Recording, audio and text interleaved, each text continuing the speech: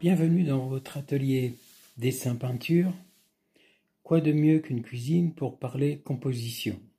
Vous avez sûrement toutes sortes d'objets disponibles dans votre cuisine pour étudier une composition, faire des essais et surtout ne travaillez pas d'après photo. C'est très important d'avoir des vrais objets devant vous pour apprendre réellement à dessiner. Je vous donne rendez-vous dans une prochaine vidéo pour faire cet exercice. Si je vous ai invité dans une cuisine, c'est que le phénomène de composer est un peu ressemblant ou semblable à l'acte de cuisiner. Il s'agit d'un certain nombre d'éléments, d'ingrédients qu'on va mettre ensemble pour donc composer un plat, composer un mets succulent si possible.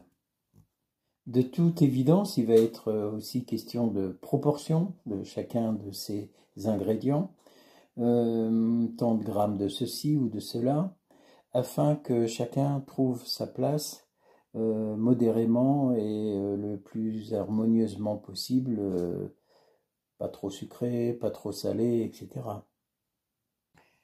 Vous remarquerez de toute évidence qu'une quantité de sel ne veut rien dire du tout. L'important, c'est la proportion par rapport à la quantité d'eau, par exemple, ou la grandeur de la casserole.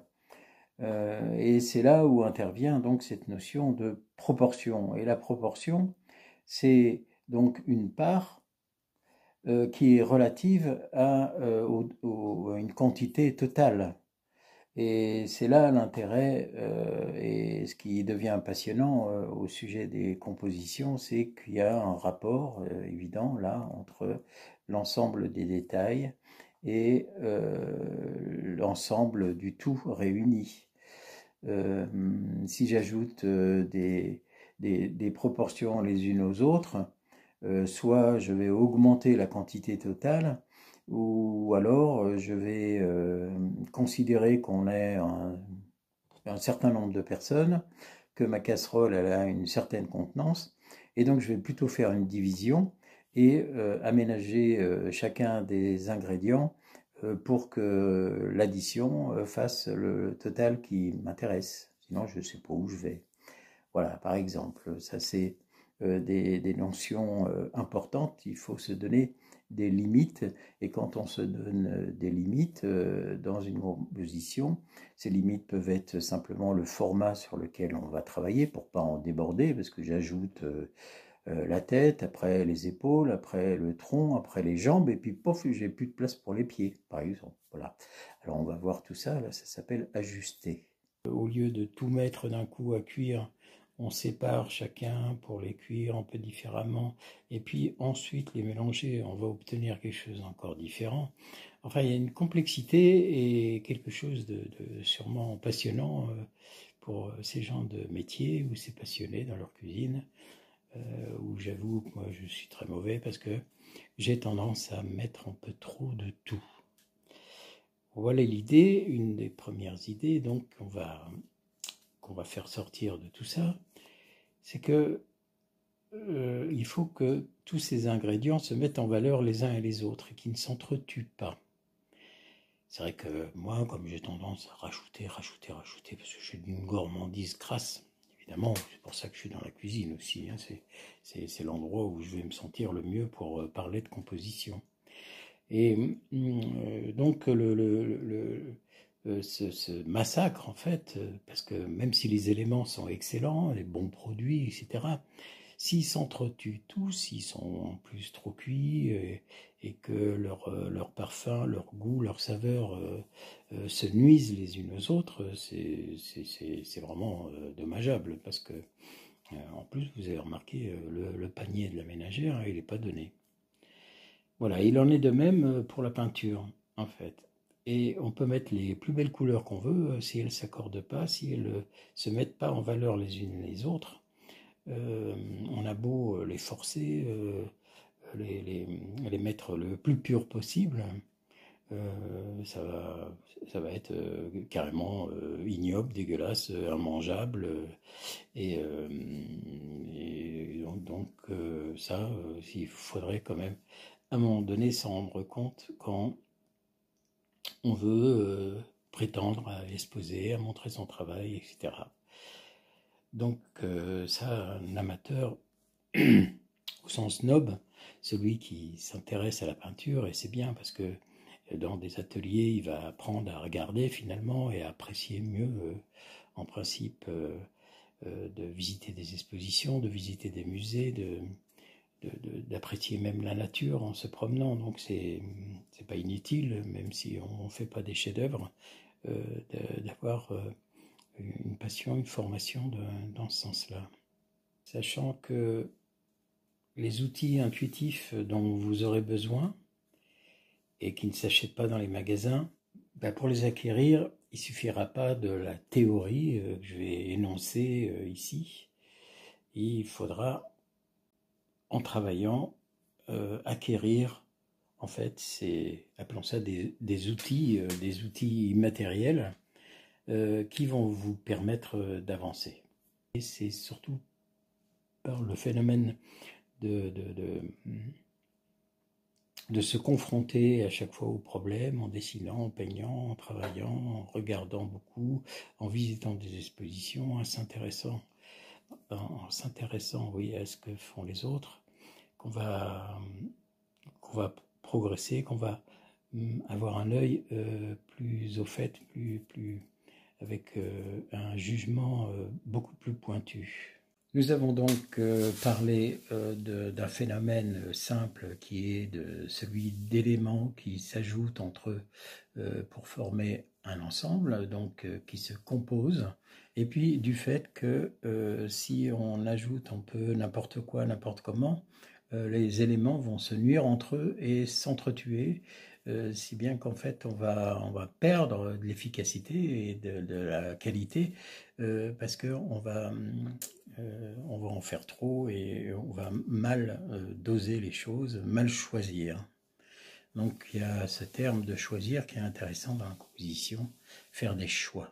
Et c'est possible de bons choix, et pour faire des bons choix, il faut une expérience derrière qui fait qu'on s'est beaucoup cassé la figure, qu'on se casse encore la figure, qu'on prend du recul sur ce qu'on fait, et qu'à un moment donné, on se dit tiens, comment je vais corriger ça, et c'est là qu'on apprend le plus.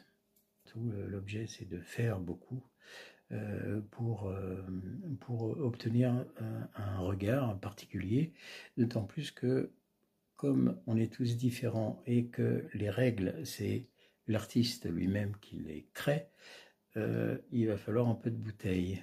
Et donc, il faut commencer très tôt et surtout ne pas hésiter à se casser la figure, à se tromper, on en a le droit et c'est louable et c'est une bonne chose en fait que de se rendre compte qu'on s'est loupé. Si vous ne vous trompez pas, si vous faites que des chefs-d'œuvre, moi je suis un peu inquiet pour vous. Donc le premier objet de cette histoire, ça va être de sortir un peu de quelque chose d'immangeable, d'imbuvable, d'inaudible, de difficile à regarder et qui est un centre d'intérêt qui n'est pas obligatoirement une harmonie. L'harmonie, c'est très bien, il faut essayer de l'atteindre, ça peut être un bon objectif comme celui de la beauté, mais c'est pas le seul. Et on peut aussi exprimer des choses de manière assez dure, assez difficile à regarder et ne pas être mauvais pour autant. On peut aussi faire des choses d'actualité, pas marrantes, et puis être très mauvais en même temps. C'est pas le problème. En fait, c'est pas le problème. Alors, où est le problème? Ça va être ça le hic. Une notion qui peut nous aider tous, c'est que pour essayer d'expliquer ce que c'est qu'une composition, eh bien, parlons d'une décomposition. Alors, qu'est-ce que c'est qu'une décomposition? Le contraire, c'est un organisme, des éléments qui vont se décomposer, où en fait chaque partie de cet ensemble vont se séparer du reste et partir en déliquescence. Je l'ai bien dit le mot? Je ne sais pas. Une composition, donc, ça va être complètement inverse à cette idée où, en fait, les éléments, là, vont se construire et se fondre les uns aux autres pour s'oublier eux-mêmes et devenir l'ensemble. Parce que finalement, le tableau, si on parle de tableau, c'est un seul objet et il faut que ça reste un objet. Même s'il y a plusieurs objets dans une nature morte, par exemple, il y a la cafetière, il y a le machin, le truc, et donc il ne faut pas, ils n'ont aucune utilité en eux-mêmes si ils ne rentrent pas dans le jeu et si ils forment ensemble un tout, un seul objet qui est le tableau. Vous observerez des compositions très complexes avec beaucoup de détails, beaucoup d'objets et qui, malgré tout, ont une grande unité. Chaque élément de ces tableaux ou ces dessins remarquables sont vus d'ensemble, au point de ne plus être sentis comme détails, mais comme s'ils étaient fondus à la cohérence du tout. Ils n'ont pas la lourdeur d'un détail qui vient perturber en fait la force ou l'harmonie de l'ensemble, de la composition, d'où cette importance de voir d'ensemble. C'est l'objet des 2 vidéos précédentes où on aborde ce sujet difficile qui est de voir d'ensemble. Catégorie de déchets dont on parle peu et qui pourtant explose Sophie Comte nous parler. Je soupçonne l'homme premier, nos ancêtres préhistoriques, à être allés aux Beaux-Arts, en fait, dans la nature. Ils ont peut-être collectionné tout d'abord des objets, des ailes de papillon, des coquillages, des pierres, des fleurs, tout ce qu'ils ont pu trouver, parce que simplement, il y avait un intérêt qui est assez mystérieux chez l'homme, c'est cet intérêt esthétique et qui est, en tout cas au niveau de la préhistoire, pas très évident à vérifier, évidemment. On n'y était pas. Mais cette idée d'apprendre dans la nature,